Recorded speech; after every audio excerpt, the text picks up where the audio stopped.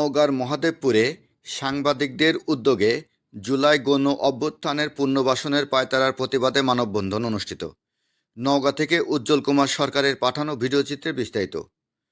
নওগাঁ মহাদেবপুর উপজেলা সদরের বাসস্ট্যান্ডে স্থানীয় সাংবাদিকদের উদ্যোগে এশিয়া ব্যাংকের সামনে জুলাই গণ অভ্যুত্থানের বিরোধিতাকারী ফ্যাসিবাদী নিষিদ্ধ ঘোষিত আওয়ামী লীগদের যারা পুনর্বাসনের প্রচেষ্টা চালাচ্ছেন, সমাজের সর্বস্তর থেকে তাদের প্রতিহত করার আহ্বান জানিয়েছেন তৃণমূল সাংবাদিকেরা।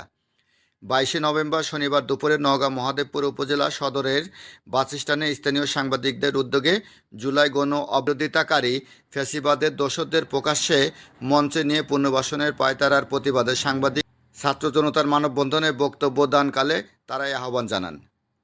মহাদেবপুরের সিনিয়র সাংবাদিক পরীক্ষামূলক সাপ্তাহিক মহাদেবপুর দর্পণের সম্পাদক ও মহাদেবপুর রিপোর্টার্স ইউনিটের সভাপতি QM সাইদ টিটু এর সভাপতিত্বে এবং দৈনিক রাজবার্তা প্রতিনিধি ও মহাদেবপুর রিপোর্টার্স ইউনিটের সাধারণ সম্পাদক কাজী শামসুজ্জোহা মিলনের সঞ্চালনায় বক্তব্য রাখেন দৈনিক জায়দিনের বরেন্দ্র অঞ্চল প্রতিনিধি ও মহাদেবপুর মডেল প্রেস ক্লাবের সভাপতি ইউসুফ আলী সুমন প্রমুখ।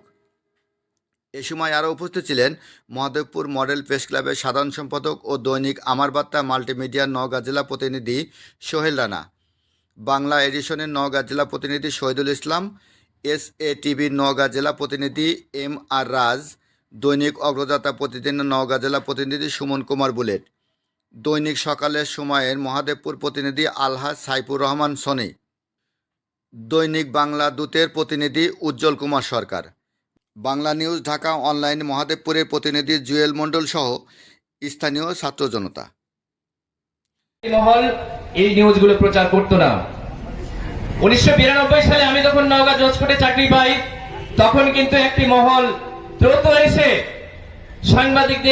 সাংবাদিকদের জায়গা তারা দখল করে।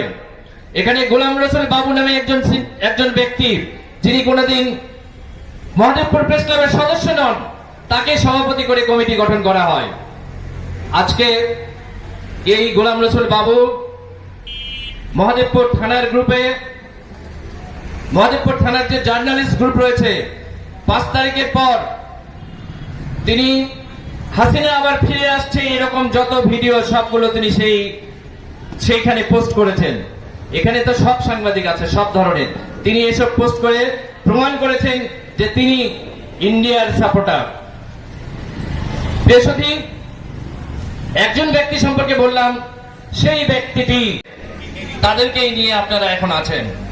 আর আমাদের বিরুদ্ধে তখন যেমন হিজাব কাণ্ডের কথা, আমরা 7 জন সাংবাদিক হিজাব কাণ্ডে গিয়েছিলাম, আমরা 7 জন সেখানে লাইভ দেখেছি, নিউজ করেছি, অথচ শুধুমাত্র মামলা হলো আমার আর মিলনের বিরুদ্ধে।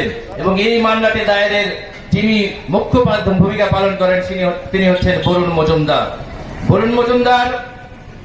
বরুণ মজুমদার একটি এজেন্সির সদস্য। ইন্ডিয়ার ইসকন মন্দিরে গিয়ে সে ছবি তুলে তার ছবি ছেপেছে।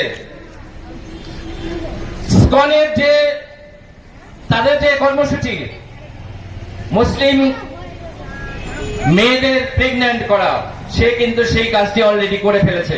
মহাদেবপুরের মানুষ অত্যন্ত ভালো, তাকে কিন্তু এখনো ধর্মীয় অনুভূতির কারণে এখনো তার প্রতি কেউ চড়াও হয় নাই, কিন্তু তার বিরুদ্ধে একের পর এক নিউজ ছাপা হয়েছে।